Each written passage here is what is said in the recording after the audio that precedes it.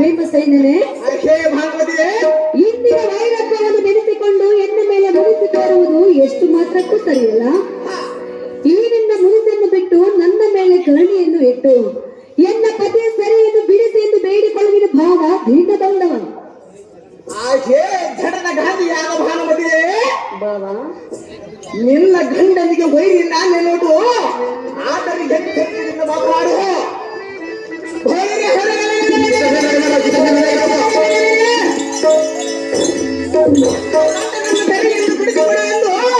ಎಂಥ ಬಡಿ ಮಾತನ್ನು ಮಾತನಾಡಿದರೆ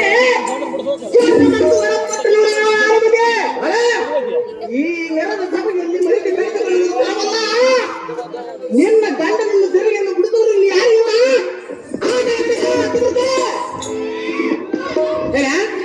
ಹೋಟೆಲ್ ಪಂಪನಗೌಡರು ಈ ಸಾರಥಿ ಪಾತ್ರ ಮಾಡಿದಂತವರಿಗೆ 201 ರೂಪಾಯಿಯನ್ನು ಬಹುಮಾನ ಪ್ರಕಾರ ಮಾಡಿರ್ತಾರೆ.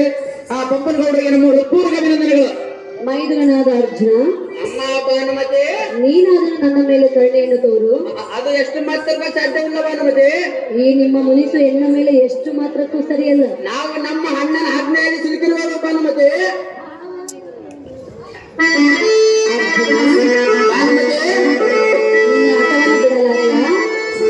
ಹೌದು ಭಾನುಮತಿ, ಅದೇ ಚೆನ್ನಾಗಿ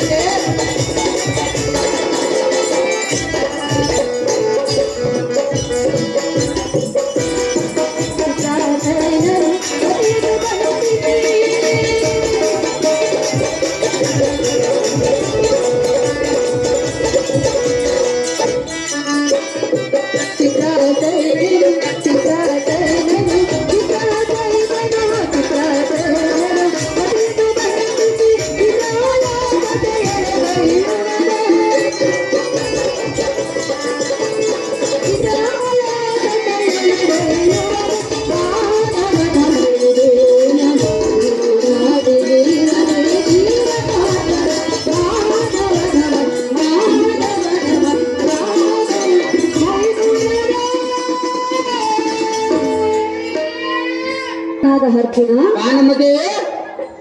ಧರ್ಮರಾಯನಲ್ಲಿ ಕೇಳಿಕೊಂಡೆ, ಭೀಮಸೇನಲ್ಲಿ ಬೇಡಿಕೊಂಡೆ. ಅವರಿಬ್ಬರಲ್ಲಿ ನನ್ನ ಮೇಲೆ ಅಂತ ಕರುಣೆಯೇ ಹುಟ್ಟಲಿಲ್ಲ. ನೀನಾದರೂ ಎನ್ನ ಮೇಲೆ ಕರುಣೆಯನ್ನು ತೋರಬಾರದೆ. ಚಿತ್ರ ಸೈನ್ಯನು ಎನ್ನ ಪತಿಯನ್ನು ಬಂಧಿಸಿ ಇಂದ್ರಲೋಕಕ್ಕೆ ಎಳೆದೊಯ್ಯುತ್ತಿರುವುದು. ನನ್ನ ಮೇಲೆ ಕರುಣೆಯನ್ನು ತೋರಿ ಎನ್ನ ಪತಿಯ ಸೆರೆಯನ್ನು ಬಿಡಿಸಿ ಎಂದು ನಿನ್ನಲ್ಲಿ ಬೇಡಿಕೊಳ್ಳುವಿನ ಪಾಠ ಗುರುಗಳು ನೀನೇ ಅತಿ ಸಮರ್ಥ.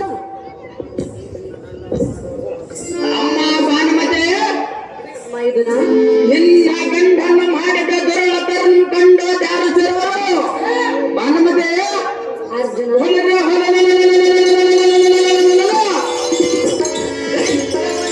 ಈಗ ಮುದ್ದೆಯನ್ನು ಮುರಿದು ಮನ ಮಧ್ಯದ ತೊರಮರದ ಸೋಪನೆಗಳನ್ನು ಕಿತ್ತಿ ತೊರಗಳ ಮುರಿದು ಪುಷ್ಪಗಳನ್ನು ಮರಿದು ಆಚೆಗೆ ಮಾಡಿ ಮಲಗಿದನಂತೆ. ನಿನ್ನ ಗಂಡನ ಧೈರ್ಯವನ್ನು ಎಷ್ಟೆಂದು ಹೇಳಬೇಕು ಭಾನುಮತಿ. ಅರ್ಜುನ,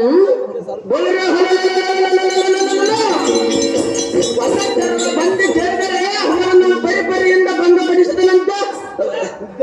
ಗಂಧರ್ವರು ನಿನ್ನ ಗಂಡನ ಬೆಳಕನ್ನು ಸುಮ್ಮನಿರಬೇಕು. ಹೇಗೆ ಅನ್ಯರ ಗೂಢ ನಿಷ್ಠುರವಾಗಲಿಕ್ಕೆ ನಮಗೇನು ಬೇಕು? ನಾವು